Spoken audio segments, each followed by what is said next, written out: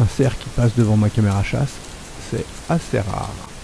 Par contre, un renard, c'est assez fréquent. Bien que celui-ci est plutôt joli, et en plus il est grand. Tiens, 3 chevreuils. Ils sont mignons aussi, mais on en voit également. Les sangliers, maintenant, vous commencez à être habitué à les voir passer devant ma caméra chasse. Et bien là, j'ai mis 2 caméras chasse, donc installez-vous bien, on va démarrer la vidéo, et vous allez voir, ça va être sympa.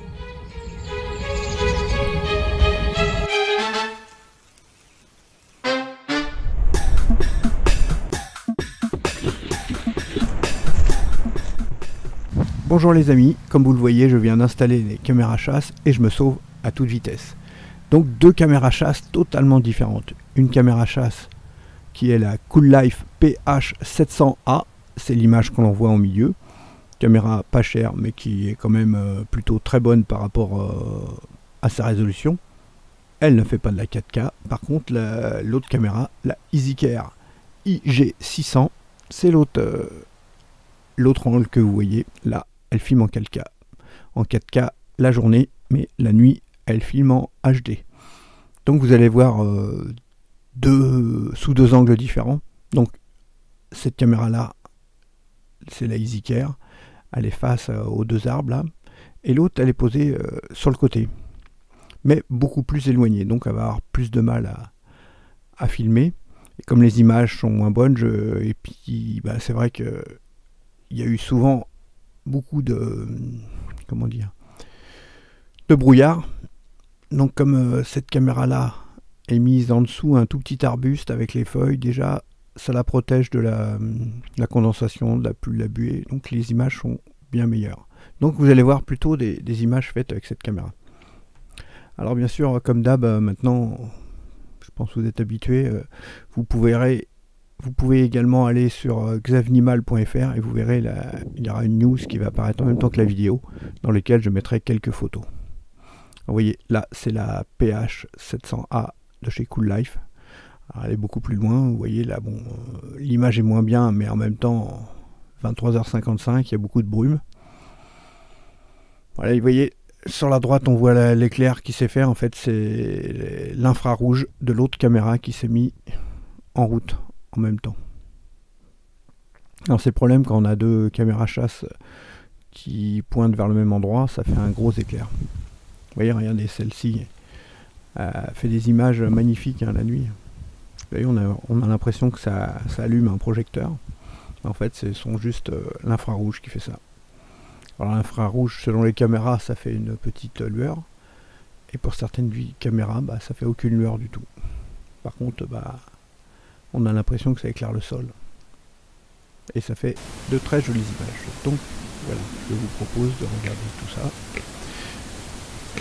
Et bien sûr, je mettrai les liens en description si vous êtes intéressé par une des caméras. En tout cas, vous avez déjà les tests qui sont sur ma chaîne YouTube et sur le site.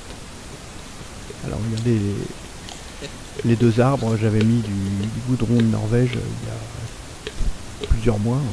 Je l'ai mis avant que ça soit l'ouverture de la chasse et il me semble que c'était fin septembre l'ouverture. Donc sur les 2 là, pourquoi? Bah, parce que c'est un endroit qui est très fréquenté et tant qu'à faire, je préfère qu'il reste un peu, enfin qu'ils ralentissent pour que je puisse les observer avec mes caméras. Donc bah voilà, ça fait quelques années là qu'il y a un peu de goudron là-dessus. D'ailleurs au pied des arbres, vous voyez là quand il se roule, ça fait un croc. Il y a aussi un renard, vous voyez, qui est passé. Il y a les chevreuils, ça ne les perturbe pas, vous voyez, il y en a 2. Ils broutent l'herbe tranquillement. Alors vous voyez qu'on commence à voir les racines de l'arbre, à force qu'ils tournent autour les sangliers pour se frotter. L'écorce de l'arbre a commencé à bien disparaître, mais les arbres ne sont pas morts. J'ai juste coupé les branches sur le dessus pour pouvoir passer avec le tracteur en dessous pour couper l'herbe, parce que si on coupe pas l'herbe n'est pas terrible, et il y a une saison où ils n'ont plus rien, ils vont manger ailleurs.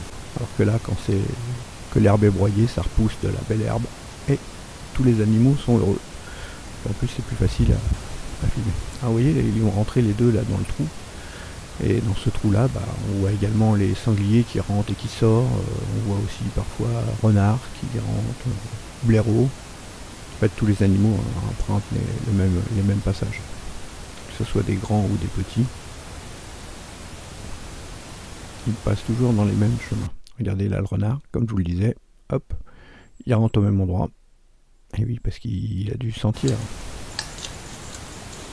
Là, nous voici un peu avant la tombée de la nuit.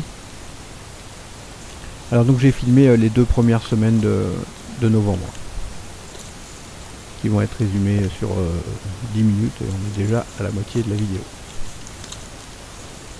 Alors ils ne sont pas passés souvent en plein jour. Regardez, tiens, l'autre il est un peu énervé. Regardez ses poils, il se hérisse sur le dessus. Il a un peu dégagé les autres. Et les autres on voit bien, donc c'est des jeunes sangliers, on appelle ça des bêtes rousses. Ce ne sont plus des marcassins, ils ne sont pas encore des sangliers adultes. Ils deviennent roux, puis après ils vont devenir noirs. Alors regardez celui qui se frotte là à droite comme il est gros. Les voici qui repart. Alors les voici en pleine nuit, vous voyez, ils sont plus proches. Alors quand ils sont proches, vous voyez là, on ne sait pas trop, est-ce que c'est une bête rousse, est-ce que c'est encore un marcassin? Il y a celui qui est en devant, là, je dirais que c'est entre les deux. Hein, là, ces rayures vont commencer à disparaître et il va devenir roux. Voilà, ils sont paisibles. Ils aiment bien se frotter. Voici un autre, un petit mâle.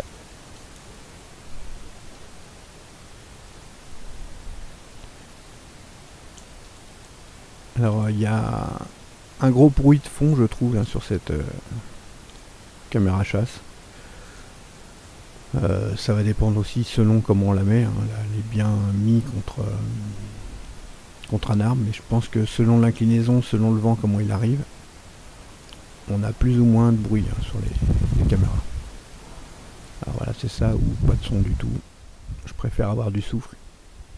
Là, je n'ai utilisé aucun filtre pour pas retirer le souffle. Là, on voit d'autres jeunes sangliers.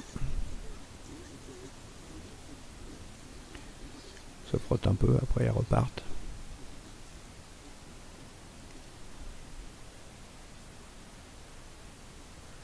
Ils ont l'air assez pressés, hein. Ils sont un peu en retard. Et hop, vous voyez qui ressortent du trou là, regardez, que je vous montrais. Alors tous les ans, hein, ils passent par là. Hein. C'est marrant parce que à la saison en été, toutes les ronces repoussent et on a l'impression qu'ils vont ressortir d'ailleurs. Et ben non, l'année d'après, c'est toujours à cet endroit-là. Sauf que bon, il y a aussi d'autres endroits un peu plus loin où ils ont fait quelques ouvertures.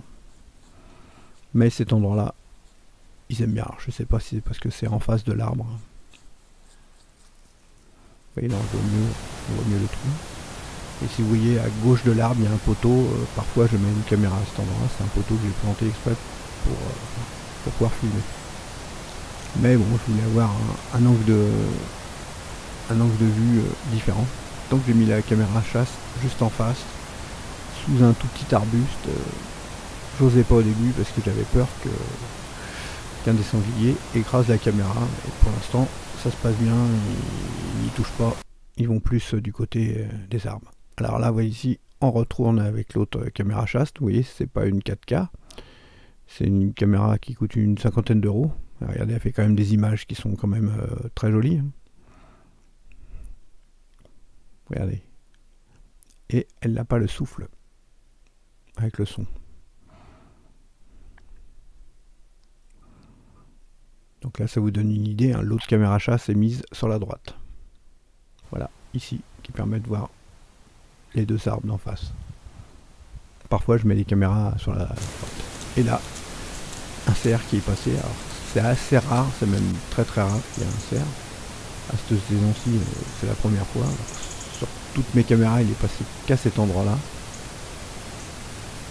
Est-ce que dans la journée, je sais pas ce qu'il y a eu, pourquoi il est passé là, je sais pas. En tout cas, ça m'a fait plaisir de le voir.